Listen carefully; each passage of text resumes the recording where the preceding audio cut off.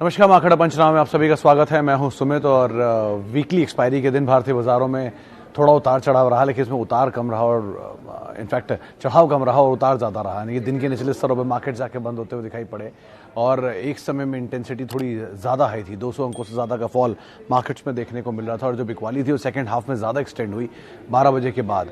Specially Nifty banks में pressure था, IT के अंदर थोड़ा प्रेशर था, एनर्जी स्पेस के अंदर प्रेशर आता दिखाई पड़ा।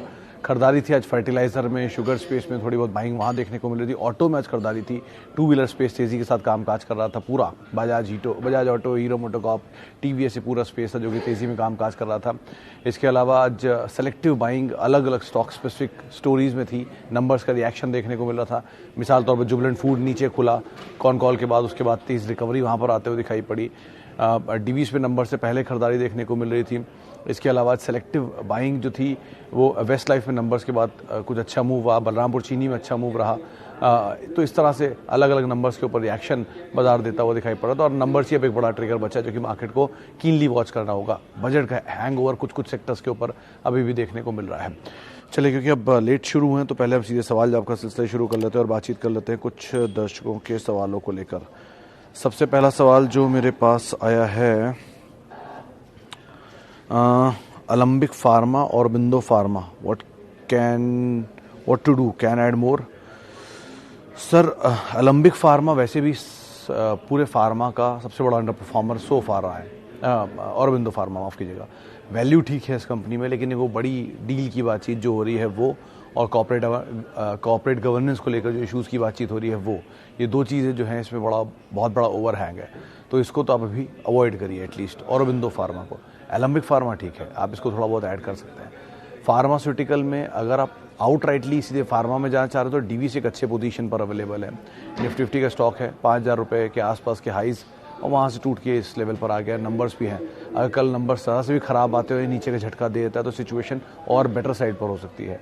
तो उस तरह की कंपनियों को देखिए जो ऑलरेडी हायर लेवल से काफ़ी ईज आउट हुए हैं और नंबर वाइज इतने ख़राब सिचुएशन में ही हैं, क्लीन कंपनियाँ हैं, ज़्यादा दिक्कतें नहीं हैं।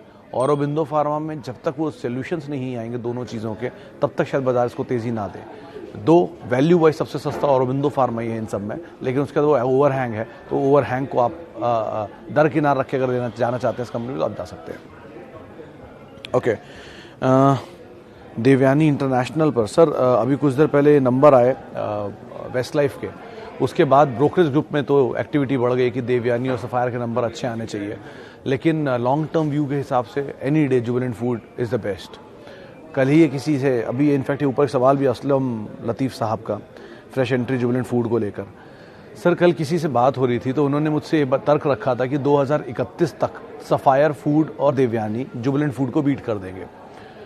जब जुबिलेंट का आईपीओ आया था सन 2010 में, तब जुबिलेंट फूड का करीब 150 करोड़ रुपए के आसपास के रेवेन्यूज़ थे और 140 के आसपास उनके स्टोर्स थे और रफली उनका रेवेन्यू जो था वो 250 करोड़ रुपए के आसपास था। जब देवयानी और सफायर के आईपीओ आए हैं तब इनके रेवेन्यूज़ 1000 करोड़ के हैं और स्टोरी 200-250 ऑलरेडी हैं। तो उस समय से तो जुबिलेंट से काफ़ी बड़े दिखेंगे आपको ये, लेकिन आज अगर जुबिलेंट के सामने इनको आप रखेंगे, 4000 करोड़ रुपए का सालाना रेवेन्यू जुबिलेंट फूड का और 1400 से 1500 स्टोर है उनके और डोमिनेंट है अभी भी सेक्टर में, तो उससे 5 गुना बड़ा ऑलरेडी जुबिलेंट है।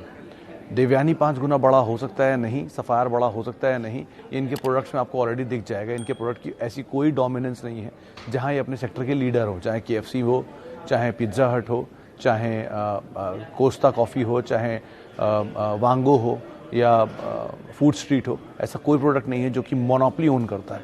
एक अच्छी चीज़ देवयानी के साथ है कि इसको ओन जयपुरिया ग्रुप करता है और उस ग्रुप के बाकी शेयरों ने बड़ी धमाकेदार चाल दिखाई है, तो आप उसको छोड़ दीजिए तो बाकी ऐसी कोई चीज़ नहीं है जो एटलीस्ट अभी जुबिलेंट फूड को टक्कर दे पाए। आगे के सिनेरियो पे नंबर्स बहुत कुछ अपने आप ही बयां कर देंगे। ओके, शुक्रिया सतीश साहब हौसला अफजाई के लिए। अच्छा जी, HDFC लिमिटेड एंड आवास फाइनेंस। सचिन साहब, HDFC लिमिटेड ऑब्वियसली बात है, ये तो मस्ट हैव है पोर्टफोलियो में। डोमिनेंट प्लेयर है हाउसिंग फाइनेंस स्पेस का, लीडर है और सालों से, और बढ़िया वैल्यू पर भी है, सबसे बड़ी चीज़ पूरा HDFC ग्रुप रादर। तो HDFC को तो आप रख लीजिए। आवास फाइनेंशियल के आज के नंबर आए थे थोड़े सबड्यूड से नंबर है, बहुत अच्छे नंबर नहीं आए। कंपनी ये भी ठीक है, इक्विटी साइज भी छोटा है। हमारे नीरज जी इस पे ऊपर काफ़ी बुलिश है, उनको लगता है बहुत बढ़िया कंपनी है और नंबर वाइज भी इतनी बुरी नहीं है कंपनी, ठीक है। लेकिन दोनों में अगर आप कंपेयर करेंगे तो ऑब्वियसली बात है HDFC फार अहेड है। आप वो लीडर के साथ तो आपको रहना ही रहना है, उसके अलावा आप कोई शामिल करना चाह रहे हैं तो आप इसको भी शामिल कर सकते हैं, लेकिन ज़्यादा better any day HDFC limited है। Best sugar stocks to buy now. Aman साहब, आज एक बड़ा इंटरेस्टिंग इंटरव्यू भी मैंने थोड़ी पहले सुना बलरामपुर चीनी का, जिसमें मेरा ये हमेशा से मानना है कि शुगर जो है वो साइक्लिकल बिजनेस है। उन्होंने ये बात कही कि नहीं, शुगर अब धीरे धीरे साइक्लिकल से बाहर हो रहा है। लॉजिक भी अच्छा था उनका। उन्होंने ये बात साफ रखी कि शुगर में यूजुअली क्या होता था कि चीनी बनती थी, फिर एक समय के बाद उसका जो एक्सेसिव शुगर आती थी उसको एक्सपोर्ट कर देते थे और दोबारा फसल उगती थी और फिर दोबारा साइकिल चलती थी।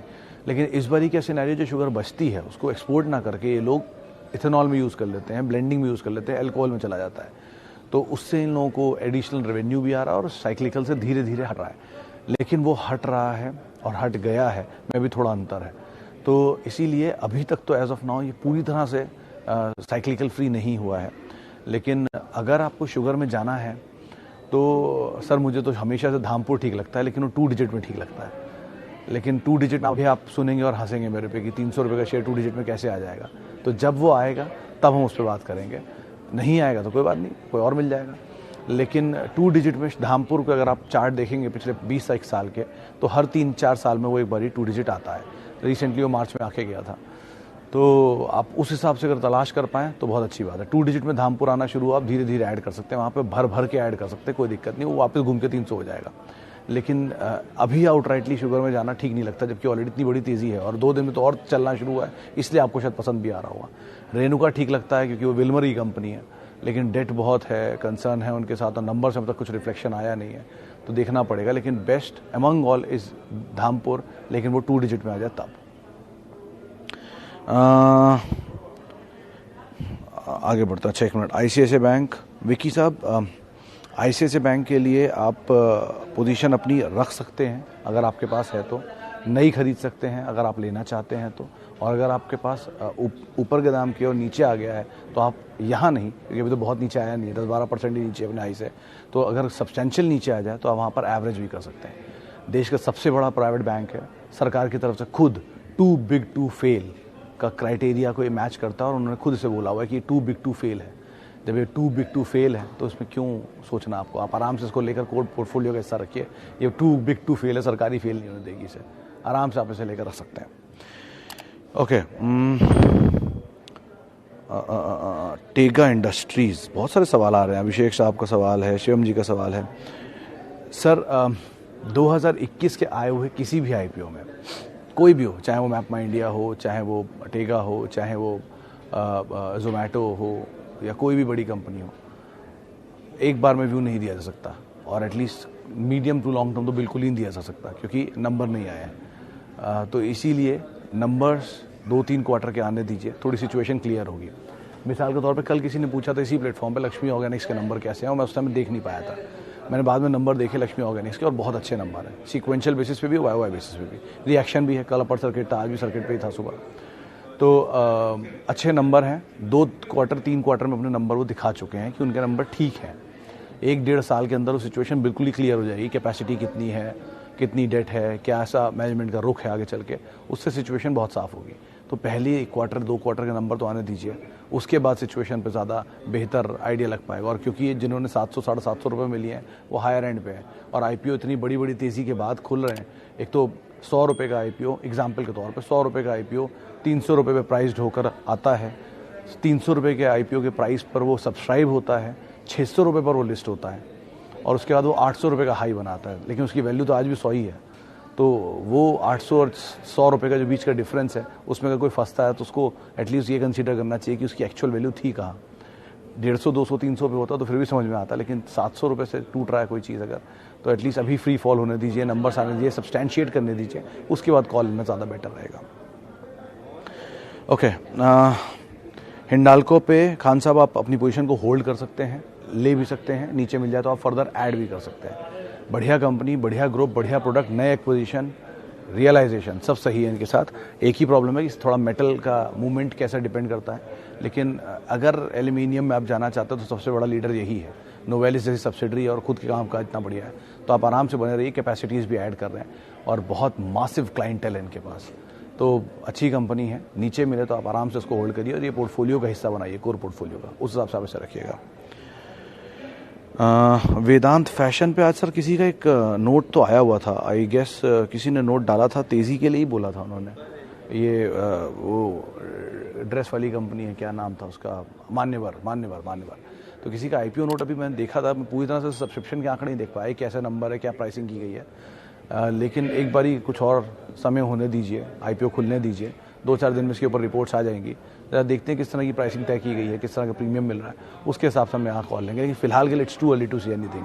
प्रोडक्ट अच्छा है, प्राइसिंग बहुत कुछ डिपेंड करती है, बहुत सारे आईपीओ अच्छे हैं, बहुत सारी कंपनियां अच्छी हैं जो अभी आईपीओ लेकर आई, लेकिन उनकी प्राइसिंग बहुत महंगी है, तो कुछ भी कहना मुश्किल है। फेस वैल्यू को जरा ध्यान रखिएगा, 1 की फेस वैल्यू का शेयर अगर आ रहा है तो उसको कन्वर्ट कर लिएगा 10 की फेस वैल्यू में, क्या बनता है उसके हिसाब से भाव लीजिएगा। मिसाल के तौर पे पेटीएम 2150 ₹1 की फेस वैल्यू पे है, 10 की फेस वैल्यू पे 21,000 का शेयर है, तो उस हिसाब से प्राइसिंग करके आप अंदाज़ा अपने आप ही लगा सकते हैं। चलिए, अब फिलहाल मैं इतने सवालों में शामिल करूंगा, थोड़ा लेट हो गया, इसलिए मैं माफ़ी उन सभी लोगों से जिनसे आज हम बातचीत नहीं कर पाए। कल हफ्ते का आखिरी कारोबारी सत्र है, तो आप लोगों से आराम से बातचीत होगी। और बहुत बहुत शुक्रिया अपने सवाल पूछने के लिए। @सुमित रिसर्च मेरा ट्विटर हैंडल है, जिस पे आप मेरे साथ जुड़ सकते हैं।